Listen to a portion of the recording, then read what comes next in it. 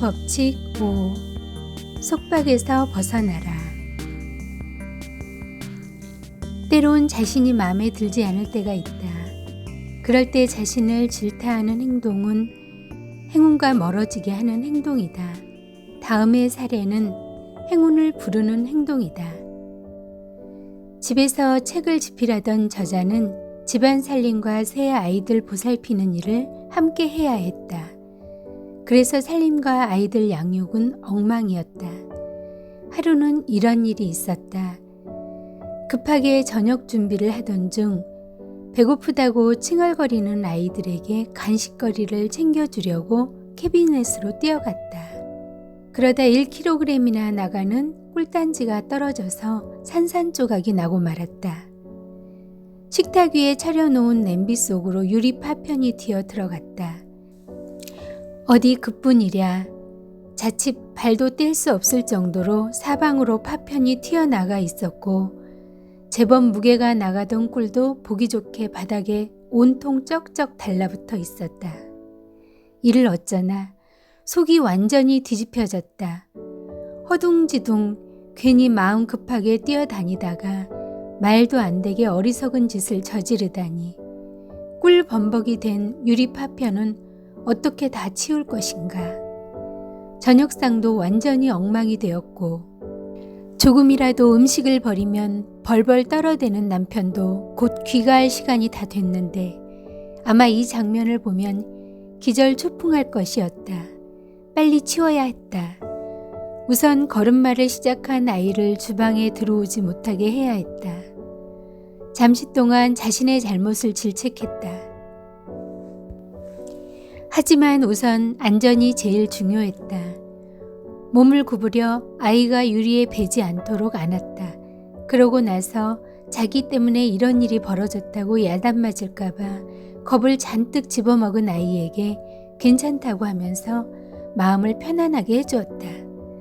뭐 대단한 일이 벌어진 것 같지만 사실은 별일 아니란다. 꿀단지가 깨졌을 뿐이란다.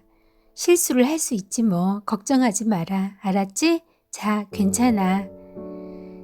그래, 이제 이걸 어떻게 치워야 할지 생각해보자.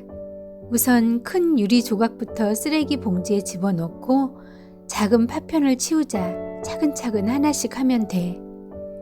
내가 잘못했어. 다음에는 이런 일을 하지 않으면 되지. 앞으론 캐비넷에서 물건 꺼낼 때 좀 더 조심하자. 꿀단지를 또 넣어둘 수도 있으니까. 이렇게 하는 행동이 행운을 부르는 행동이다. 반대로 같은 상황이지만 전혀 반대로 행동할 수도 있다. 이런 멍청이, 너 어디 좀 모자라는 것 아니야? 어휴, 정말 대책 안 선다. 대체 이걸 어떻게 다 치우라는 거야? 엄마가 정신없이 바빠 죽겠는데 넌 도대체 왜 이러는 거야? 응? 네가 뭘 잘못했는지 알기나 알아? 이렇게 생활 속에서 우리가 흔히 겪는 일들 속에서 행운을 불러오는 행동과 행운을 멀어지게 하는 행동을 하게 된다. 이것을 깨달을 수 있어야 한다. 퇴근한 남편이 주방으로 들어오면서 신발에 뭐가 달라붙는다는 말을 하자 그녀는 이렇게 말했다. 여보, 오늘 정말 어처구니 없는 일이 있었어요. 아직도 바닥이 끈적끈적하죠? 오늘 있었던 일을 듣고 나면 남편이 고생했다는 말 한마디쯤 해줄 것이라 생각했는데 오히려 남편에게 핀잔만 들었다. 고작 꿀단지 깨진 일로 말이다. 어떤 일이 일어났을 때 그것을 받아들이는 우리의 태도에 따라 상대방도 똑같은 반응을 보인다는 것을 알 수가 있다. 이런 사례에서처럼 어떤 일을 저질러 놓고 속상해할 때 어떤 식으로 말하는지 자신을 주목해 보라. 목소리의 톤은 어떠했으며 어떤 단어를 사용했는지 잘 살펴보라. 비난 섞인 부정적인 말을 중성적인 말로 바꾸어서 사용하라. 멍청이라는 말 대신 어리석어로 어휴 정말 대책 안 선다 대신에 좀 심했다 등으로 바꾸어서 말해보라. 가정에서 애들이 절대로 배워서는 안 될 말을 많이 한다. 내가 하는 말을 아이가 들었을 때를 가정하고 말을 신중하게 가려서 하라. 아이들이 상스럽고 거친 말을 하는 것을 원치 않는다면 먼저 자신의 언어 습관을 돌이켜보고 고쳐야 할 점을 개선하도록 하라. 그리고 이런 사례보다 더한 정말 수렁에 빠진 기분이 들 때도 있을 수 있다. 그럴 때는 이런 질문을 해보라. 이보다 더한 경우를 당하지 않으려면 어떻게 해야 할까? 이런 질문을 하면서 자신이 현재 겪고 있는 고통을 최소화하려면 혼신을 다해야 한다는 자각이 생기므로 다시 마음이 편안해질 것이며 이런 하나하나의 소소한 행동이 행운을 부르는 행동이다. 자신에게 그리고 타인에게 관용을 베풀지 않는 것은 행운을 가로막는 행동이다. 어떤 부부가 비싼 카리브해 여행 티켓 2장을 경품으로 받았다고 해보자. 처음 가는 곳이라 더없이 행복감에 들떠 있었다. 준비를 하던 중 남편이 자신과 상의도 없이 딴 곳에 돈을 지출했다는 사실을 알게 되었다. 이전에도 남편은 신용카드를 무분별하게 사용한 전력이 있었고 다시는 쓸데없이 카드를 사용하지 않겠다는 약속을 했었다. 하지만 서랍 속에 숨겨진 카드 사용 청구서에는 최근에 충동 구매로 사용한 금액이 $5,000나 되었다. 속된 말로 눈이 뒤집혀졌다. 자신과 아이들은 얼마나 허리띠를 졸라매고 살아가는데 남편은 철도 없이 이런 일을 저지르다니. 이럴 때 보통 남편에게 악을 바락바락 쓰며 대든다. 당신은 어떻게 이럴 수 있어? 다시는 이렇게 하지 않겠다고 했잖아. 당신은 이제 더 이상 믿지 못할 사람이야. 부인은 자신의 처지를 한탄하며 속을 부글부글 끓이며 진저리 칠 것이다. 남편은 사들인 물건 중에는 카리브해에 가서 아내를 깜짝 놀래주려고 산 새 옷과 여행용 가죽 가방도 있다는 궁색한 변명을 늘어놓으며 사과를 한다. 하지만 아내는 도저히 남편을 받아들일 수 없다. 남편의 과소비로 빚이 어마어마하게 불어나 더 이상 갚을 능력이 없어지면 어찌할까 전전긍긍 불안감을 떨쳐버릴 수 없다. 그런 남편을 도대체 이해할 수가 없었다. 그런 채로 여행을 떠났으나 두 사람은 여느 부부들처럼 손을 잡지도 않고 분위기는 냉랭하다. 하늘은 푸르고 날씨도 아주 쾌적했고 모래사장은 눈부시게 반짝인다. 눈앞에 펼쳐진 멋진 장관을 보면서도 도대체 기분이 나지 않는다. 이 부부에겐 휴식이 필요한데 이런 상황은 사실 더운 여름날에 겨울 모피 코트를 걸치고 있는 것과도 같다. 푹푹 찌는 한여름날 겨울 코트를 입고 있으니 어찌 속을 잔뜩 긁어 열받게 한 사람을 용서할 기분이 들겠는가. 이렇게 마음속에 화를 품고 있으면 행운을 부르는 긍정적인 기운은 다 소진시켜버린다. 1분간 화를 내면 60초의 행복을 잃게 된다. 가능한 한 용서하고 분노는 사겨라. 화로 인하여 결국 피해를 입는 자는 상대방이 아니라 바로 자신이다.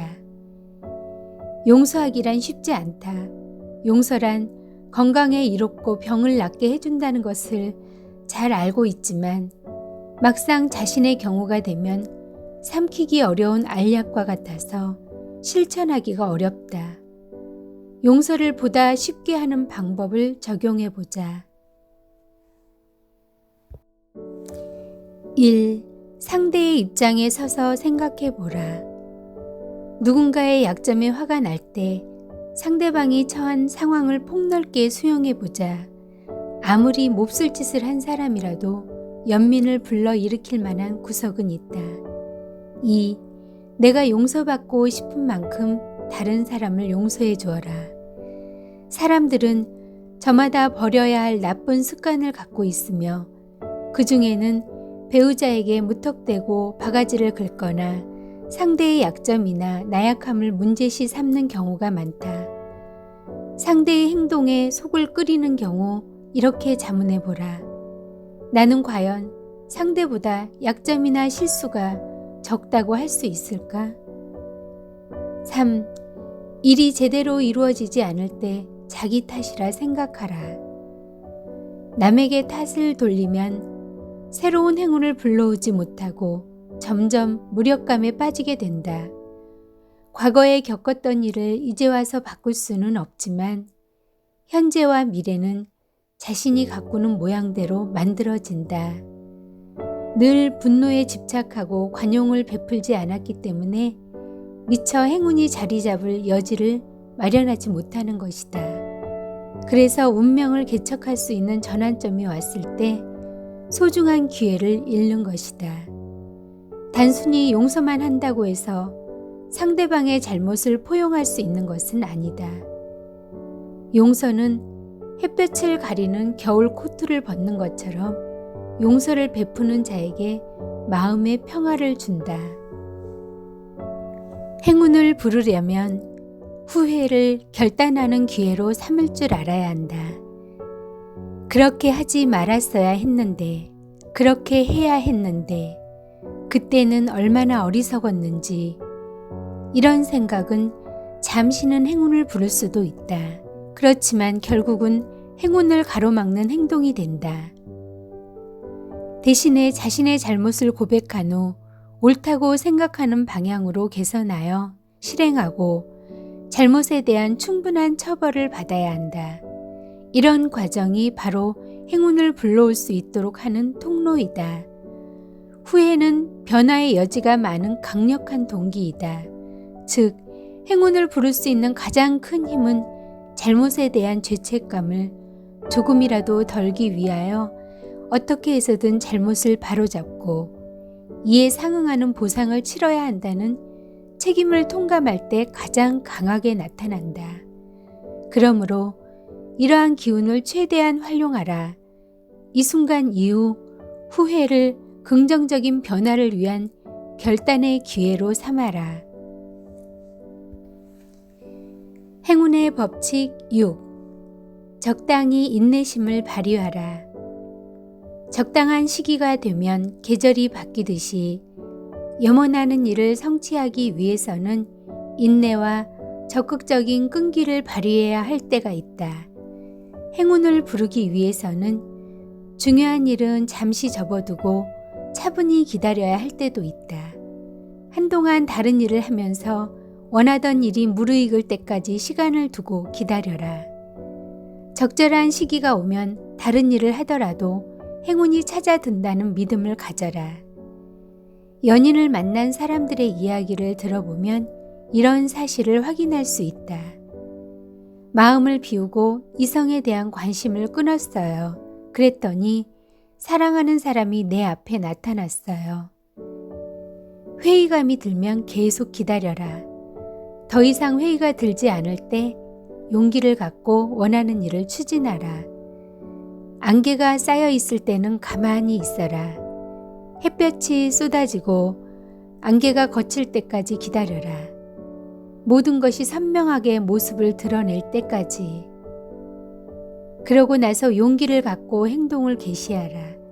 원하는 일에 대한 관심을 잠시 다른 일에 돌리고 시간이 흐르기를 기다리면 결국 원하던 바를 얻을 수 있을 것이다. 행운을 맞이하려면 인내심을 갖고 적절한 시기가 올 때까지 기다릴 필요가 있다. 많은 사람들은 행운이 도래할 때까지 기다리지 못하고 조급해하기 때문에 행운을 놓쳐버린다. 왜 그를 좀 더 일찍 만나지 못했을까? 왜 5년 전에는 내가 이 일을 하지 못했을까? 내가 어렸을 때 왜 이 좋은 모임이 없었을까? 이런 식의 태도는 행운이 찾아오는 시기가 자신이 원하던 때가 아니라고 탓하는 것과 같다. 하지만 사실 행운이 찾아오는 시기는 자신에게 가장 좋은 때임을 잊지 말아야 한다. 다음의 가능성을 생각해 보면 안다. 그 당시에는 행운이 찾아왔어도 반기지 않았을 것이다. 지금 누리는 행복이 몇 년 전에 찾아왔더라면 오히려 불행이었을 수도 있었다.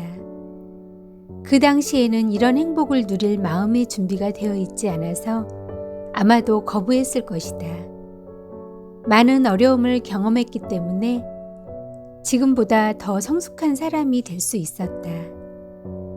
나는 다른 사람을 돕기로 예정되어 있었으며 이를 실행하기 위해서 지금까지 행운이 찾아올 시기를 늦추어야만 했던 것이다.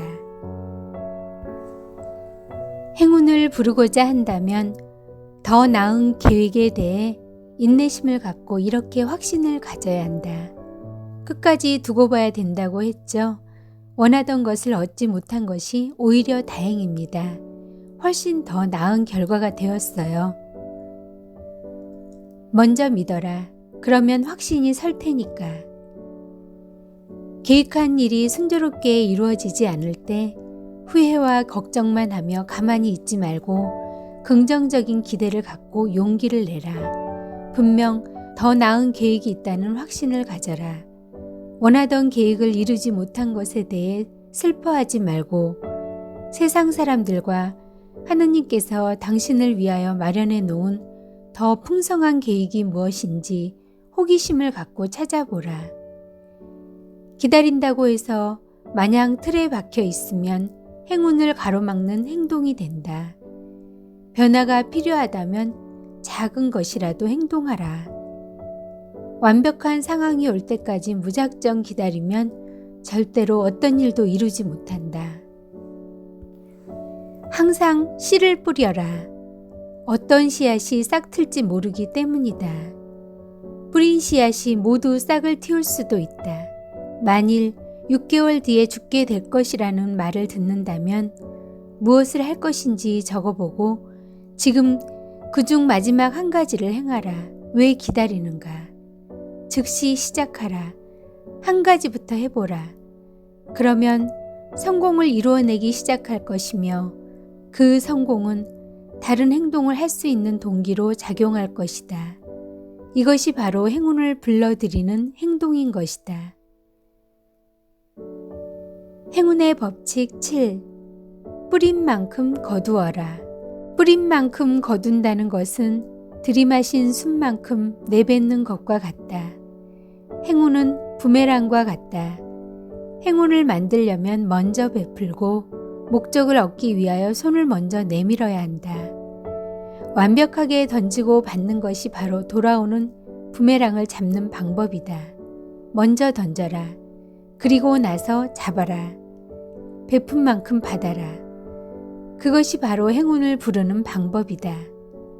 하지만 행운을 잡으려면 베푸는 관대함도 중요하지만 자기를 사랑하는 것도 중요하다.